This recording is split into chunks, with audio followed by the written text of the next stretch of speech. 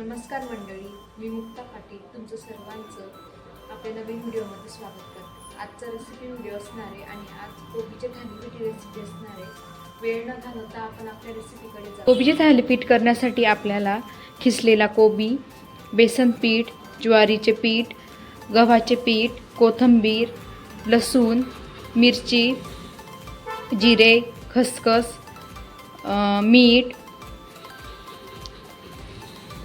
धने पावडर, हळद एवढे आपल्याला साहित्य लागणार आहे। आता आपण आपल्या कृतीकडे वळूया। सर्वात अगोदर मिक्सरमध्ये खिसलेला कोबी, मिरच्या, लसूण, जिरे पावडर, खसखस एवढं सगळं आपल्याला मिक्सरमधनं काढून घ्यायचं आहे, पेस्ट करून घ्यायची आहे। ग्राइंड करून घेतल्यानंतर सर्वात अगोदर गव्हाचे पीठ एक वाटी, मोठी वाटी घ्यायची गव्हाचे पीठ, त्यानंतर ज्वारीचे पीठ आणि बेसन पीठ।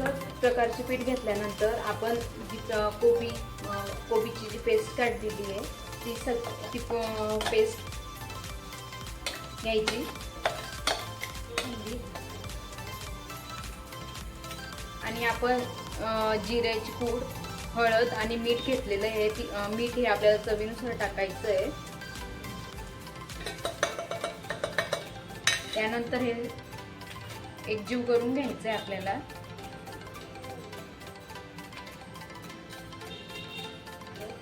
त्याला असं सैल मळून घ्यायचं आहे।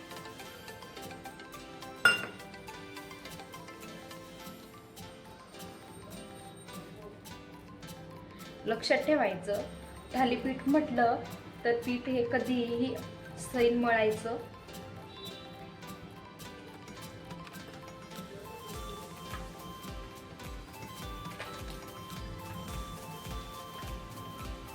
ते आपलं पीठ सैल मळून झालेलं आहे आणि या पिठाला 10 ते 15 मिनिट रेस्ट करायला ठेवायचं आहे। त्यानंतर आपण याचे थालीपीठ करून घेऊ। 10 मिनिट रेस्ट झाल्यानंतर आपण ओला कापड घ्यायचा आहे, एका वाटीमध्ये पाणी घ्यायचं आहे आणि थालीपीठ आता करायला आपण सुरुवात करू।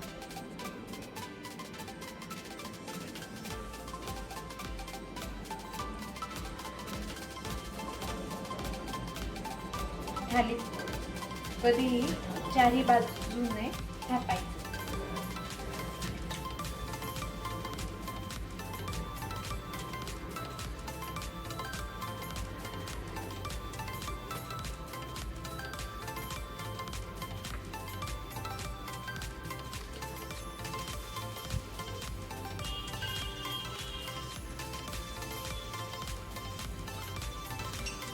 थालीपीठ टाकण्या अगोदर छान चारी बाजूने तेल टाकून घ्यायचं।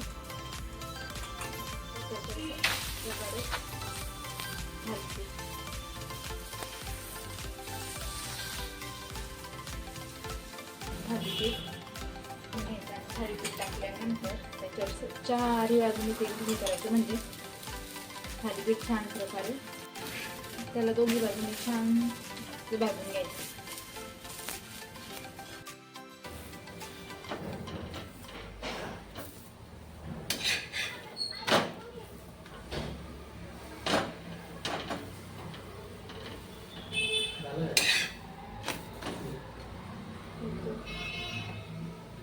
आपले गरमागरम थालीपीठ तयार आहे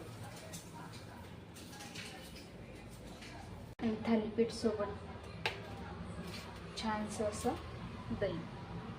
अशा प्रकारे आपले थालीपीठ तयार आहे। तुम्हाला जर रेसिपी आवडली असेल तर नक्कीच लाईक करा, शेअर करा, सबस्क्राईब करायला विसरू नका।